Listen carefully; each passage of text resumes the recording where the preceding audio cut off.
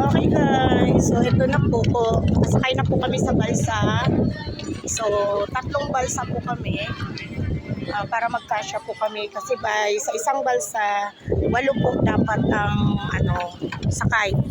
So kung mag-exceed ng 10, yung dalawa bibili ng life vest. But sa amin strictly 8 kami sa isang balsa. So ganyan po ang yun. Pasyal-pasyal yan sa mga life mga rock formation. So yun, diba, dami nilang pagkain. Kami yan. Ito yung aming balsa. So yun. So dun kami umakyat papunta sa cave.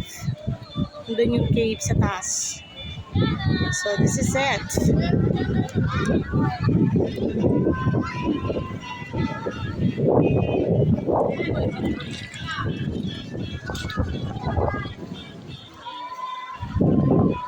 So ang ganda dito guys, new experience.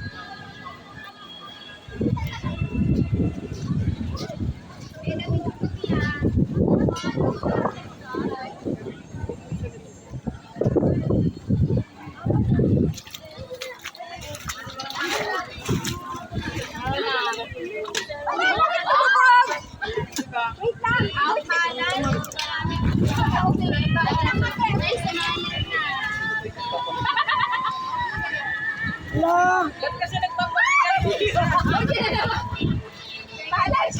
Di pa kami kumakain.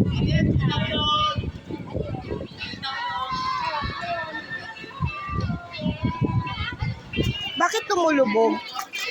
George! Meron ako. Ay, iram daw siya, no?